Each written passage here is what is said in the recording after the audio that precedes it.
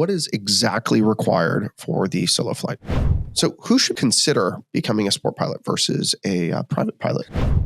If your instructor does not click on their IACRA application that they can speak English, do you know what you have to do?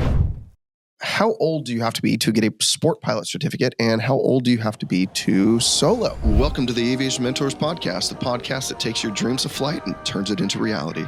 Sponsored by Strass Financial, financing your flight training. For pilots, by pilots. I'm Brandon Martini, a commercial pilot and flight instructor. And I'm Carson Vasquez, I'm a private pilot. Whether you're a seasoned pilot or beginner with dreams of flight, Aviation Mentors is your source for expert insights, industry trends, and inspiring stories. So fasten your seatbelts and prepare for this incredible journey through the skies. And stay connected with us on social media for exclusive content. And visit our website at www.aviationmentors.com and let us be your co-pilot on this adventure. Welcome back, everybody, to another awesome and amazing episode of the Aviation Mentors Podcast. Thank you so much for joining us today. Carson, what are we going to talk about? Today we're going to talk about sport pilots. Sport pilots, that must be because we were talking about them a few weeks ago and just giving kind of a rough overview of what? MOSAIC. MOSAIC has been huge lately. I've heard a lot of people talking about it. Everyone's talking about MOSAIC, including us, and that's the reason why we are.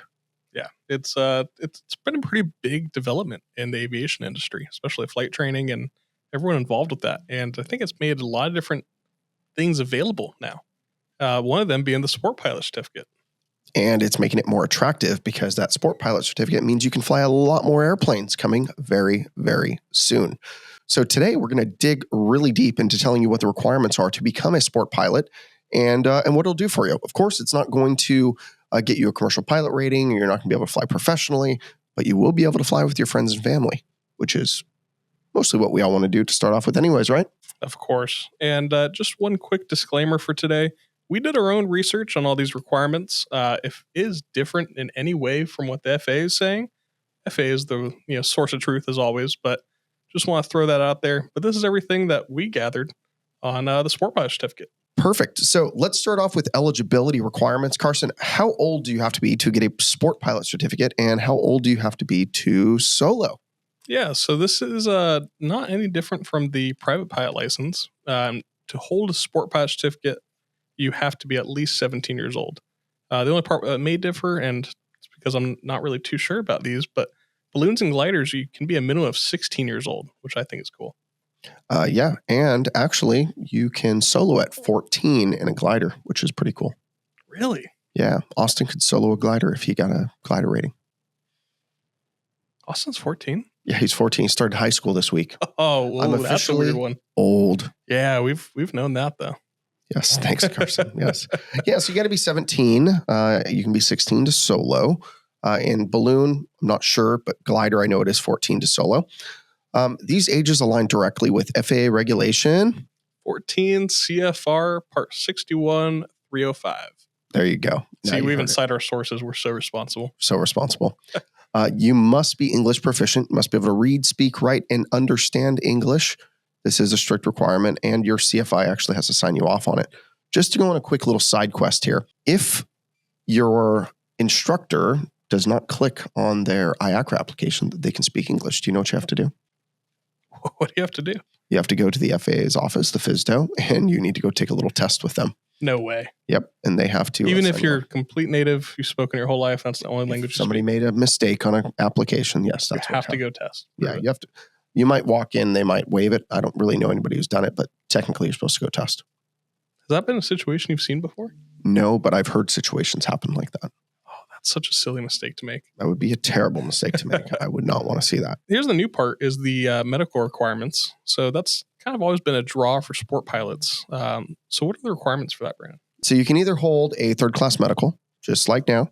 You can have basic med, just like now. Or you can have a U.S. driver's license. So it's got to be current and valid driver's license instead of the FAA medical. And you have not to have been denied, revoked, or suspended a third-class medical certificate or special issuance in the past. So if you're really scared about that third class or you don't think you will fail, or you think you will fail it, then you should just stay with the driver's license and not go get a medical and just know this way. The FAA also covers themselves, though, with the next part, which is you must not have any known medical condition making you unfit to safely operate a light sport aircraft, which I think can be so broad. That is very broad. That's a CYA for sure. Yeah, definitely on purpose. And then the other part, you must comply with any restrictions on your driver's license itself. If you have just terrible vision like I do, thanks, Brandon. You're welcome. I already called myself out. You don't need to point to. I really was hoping you were going to forget. I was like ready. I was like, yeah, terrible vision. That's part of your driver's license sometimes, and that you must wear lenses that correct. By the way, if you're not watching us on video and you're listening, Carson wears glasses. I do wear glasses. Thanks. You know what's screwed up? I don't wear glasses almost any portion of my entire life, except when I have. I even passed the my driver's license. Doesn't say I have to wear glasses at all. But my FAA medical says must wear corrective lenses. I report you to the FAA. I wear my corrective lenses when I fly. You do. I've seen it. You look silly. Thank you. Yeah. Glasses are much cooler than yours. Oh, I know. Yes. All right. So outside of that, if there's any other restrictions on your driver's license, you must comply with that as well. That means if you lose your driver's license for any reason, you also lose your flying ability because that essentially acts as your medical. Correct. And if you had a medical, and let's say you got a terrible thing on your driving record, like a DUI, you can actually go through the process of keeping that medical valid and not ever losing the medical, which allows you to continue either working or flying, even though you don't have a driver's license, even though a driver's license has been revoked. But in this instance, you will not be able to fly because you've lost that driver's license. Yeah, I've always heard getting a DUI and being a pilot are just a terrible combination. Yeah. Like it's just a legal nightmare and a medical battle nightmare. I mean, if you're going to be drunk driving, you shouldn't be flying because what's the odds of you doing it up there? Yeah. Hopefully not good, but yeah, you should not be doing that. If you want to go drink, and everyone knows I'm a big fan of wine, just use an Uber. Yeah. Works out real nice that way. Yeah. Outside of that, what are some considerations if you're a student pilot besides either a medical or driver's license? Tell us about the minimum training requirements for a sport pilot certificate, which are phenomenally awesome.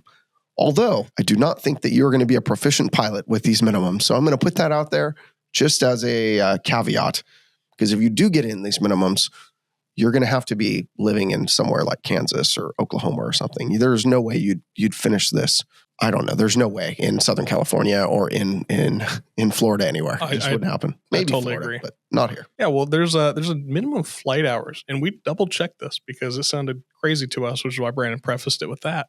The FAA mandates a minimum of 20 hours, broken down with 15 of dual instruction with the CFI, 2 hours of dual cross country, and 5 hours of solo flight. And this is kind of an interesting one, which must include a solo cross country of at least 75 nautical miles total, full stop landings, 2 different airports.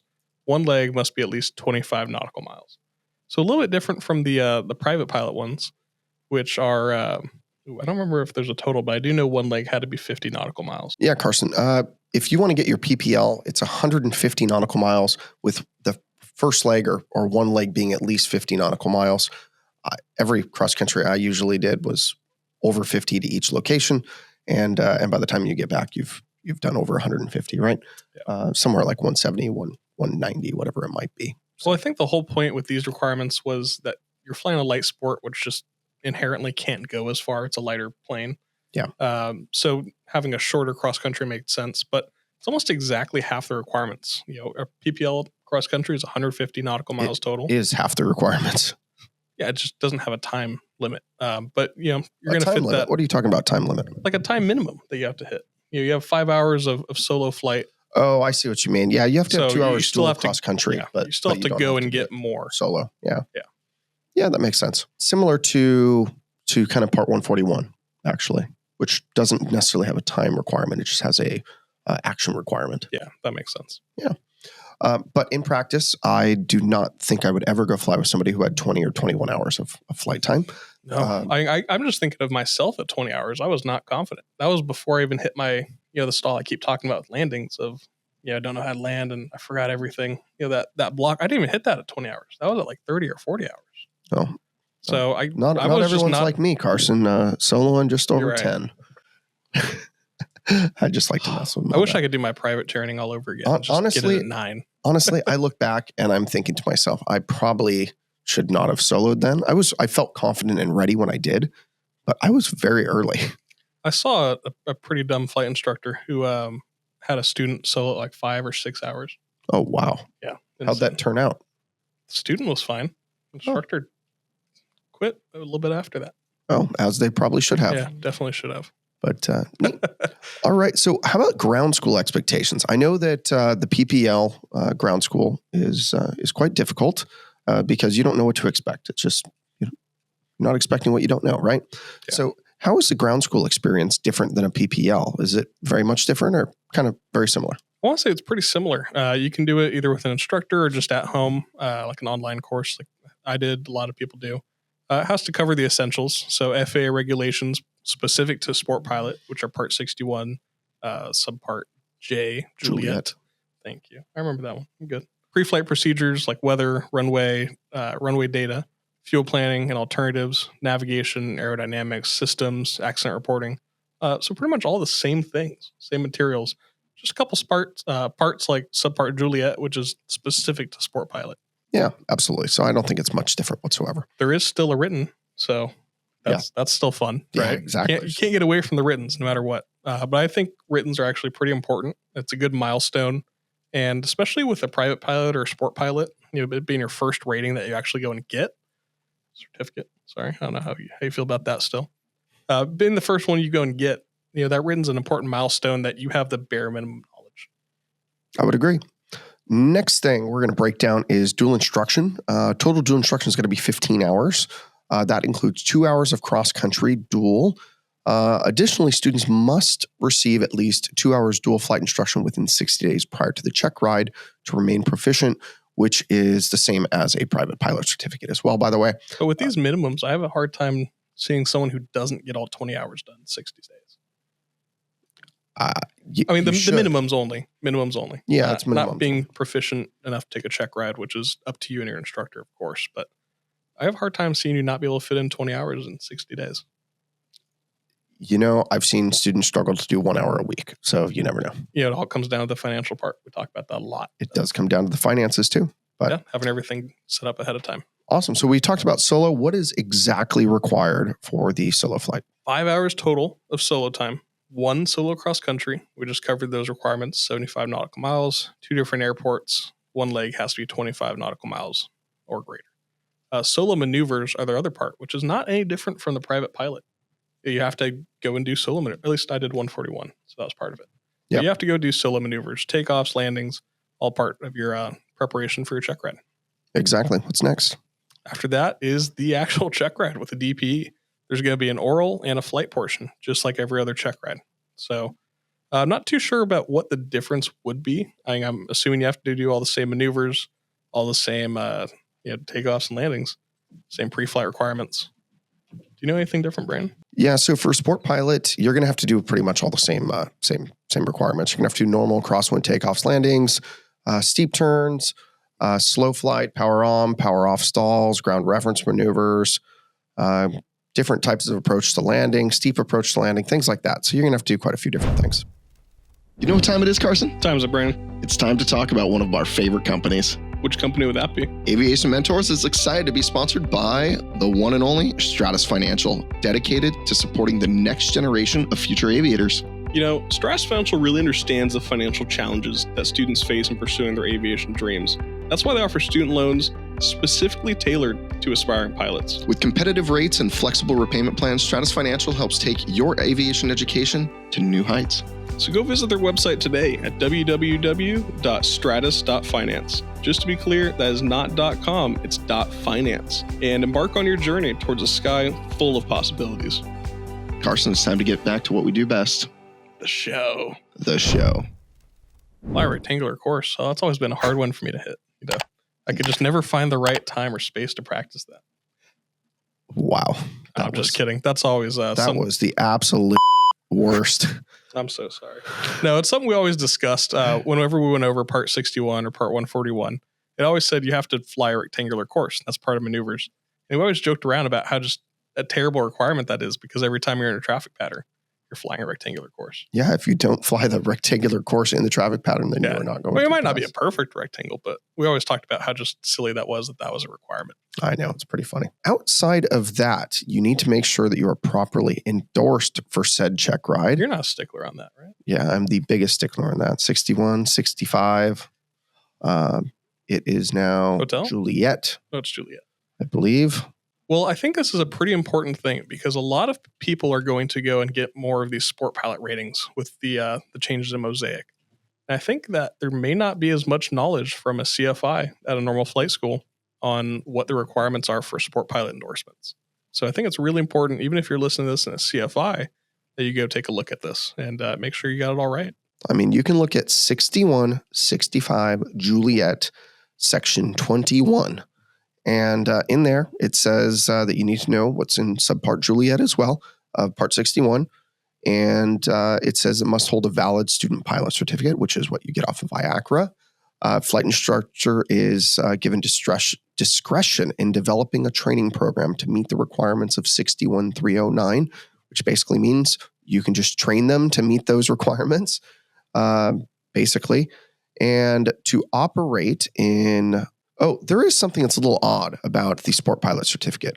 You actually have to get certain endorsements for certain airspaces and different types of aircraft. But I believe with MOSAIC, that's going away. So I don't want to quote that. And I am going to guess in the beginning of next year, end of this year, we're going to have a 6165 Kilo. Oh, new one. Hotel, then Juliet, and then Kilo should be next. So Carson, kind of last thing on this particular item. The oral portion, how long does it last? And then how long should the flight portion last? So the oral portion, not too much different from a private pilot check ride, about an hour and a half to 2 hours. Of course, that's just an average. Any check ride can go a lot longer. As we know, with a CFI check ride, those could be anywhere from 4 to 8 hours. But believe it or not, the requirements are all the same for an oral portion. It all should be around 2 to 4 hours. So, but typically a little bit shorter. There's a little bit less material, followed by about an hour of flying. So not too different from a private pilot check ride. So prior to MOSAIC coming out, which is effective October 22nd, in 2025, they're going to be changing a whole bunch of things. So we're just going to be talking about that. They're going to remove weight limits. They're going to be increasing the stall speed to 59 knots for the pilot or 61 knots for the aircraft. They're going to allow from 2 seats before to now to 4 seats. By the way, this is a big deal. I mean, a 172 now will be classified as a sport pilot flown aircraft. Yeah. Which is pretty amazing. Yeah, there's no more just only one passenger and a pretty low weight limit overall. So and you couldn't fly at night at all before. Now you can do it with a sign-off. Kind of like that. There's an endorsement for private pilot to be able to fly into Class Bravo airports. As a student, yes. As a student, sorry. Yeah. But similar to that, you can tack on, I guess, extra abilities if you go and get these extra endorsements, which are pretty much all just requiring you to do that particular thing with a CFI. Absolutely. So let's just kind of go over some really quick differences between sport pilot and private pilot. The cost, it's less expensive. Training hours are minimum of 20 versus minimum of 40. Obviously, that's going to correlate into less time regardless, right? Yeah. You're going to have to still be proficient on maneuvers and things. So I don't really know how you'll get to it in 20 hours. I'm interested to see, as more people go down the sport pilot route, exactly how long it takes them on average. You know, I know with the private pilot, it takes roughly 50 to 60 hours on average. So I want to see how it turns out with sport pilots. Yeah, I mean, I'm sure we could look up that data because there are people that have done sport pilot already. But now I think we're going to get a lot more data on that and kind of see what it'll look like because people are going to start doing this a lot more often, especially if they just want to be a recreational pilot. I know there's an actual term called recreational pilot, which no one actually gets. But people will actually become a recreational pilot, which would be kind of cool. You can also use it as a stepping stone. You could become a sport pilot first. That way you can start getting PIC time prior to becoming a private pilot. Because right now, the only way you can get PIC time while working towards a private pilot, and PIC time is gold, by the way. You want a lot of PIC time. So also medical requirements are probably the biggest thing, driver's license versus third class medical, et cetera. So who should consider becoming a sport pilot versus a private pilot? At this point, I'm thinking everyone. I think almost everyone. It's incredibly cost effective to really enter the aviation industry and start flying, especially people with medical concerns. If you can't get an FAA medical for any reason and it's not going to really impede your ability to fly, this is a great option.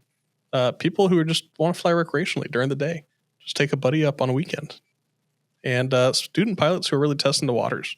I would even argue, here's another point for people who've had like a troubled past. So if you're Like in yourself? Not like No, different kind of troubled past. Nice, squeaky clean record in all parts of my life. Thank you very much. Sorry, different kind. Yes, different kind. So if people had issues 20, 30 years ago and they get in trouble with the law or they get a DUI 20 years ago, right? And things like that, where they know they probably would not be able to get a medical without jumping through hoops for a year or 2 years and a lot of money. Now you're not going to have to jump through those hoops. So it's going to be good for those people who are on the right track now and they just made mistakes in their past, but they've cleaned themselves up. So it will be beneficial to those types of people as well. Or if you had, if you had like a major surgery 20 years ago and that's going to stop you from getting a medical. Or if you happen to take medication, which would make it so you cannot get an FAA medical. I think this will improve the lives of so many people with they have like depression and things like that. Now you won't have to go get the FAA medical, which you would have been denied for in the first place. And now you'll be able to fly. Cure depression. You can't be sad in the sky. Are you kidding me? Now, granted, nothing we're talking about today has anything to do with medical advice, just a forewarning out there. But yeah, I think those would be some pretty cool things. Why do you think sport pilot matters in GA today? And then let's kind of wrap it up. I think the big overarching theme of this is that it really just expands the access to flying. The barrier to entry is way lower with the cost being lower, hours being lower, and the amount of planes that you can fly just skyrocketed. So I think it's just huge. People can actually start flying. Is the sky the limit? The sky is never the limit, right? No. Is outer space the limit? Oh, yeah. Actually, 18,000 feet is the limit. You can't fly into Class Alpha. For sport pilots. Oh, that was a good catch on that one. Thanks, Carson. Yeah, so the sky's kind of the limit. Yeah, just for sport pilots. Actually, I'm curious.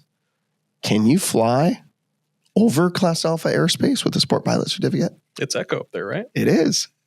So the answer is yes. So if someone takes you through that airspace and miraculously your light sport airplane can fly at, was it like 65,000 feet? Yeah, something like that. Yeah. Then yeah, you could fly. Yeah. Okay, good. There's a technicality that we found for us to fly. That's really, really high. I mean, if you put your plane on the back of a 747 like they did with the space shuttle, right? It just takes you up there, drops you off. It'll drop like a brick, but besides that. Well, could you get a power glider that could fly that high? With a lot of oxygen?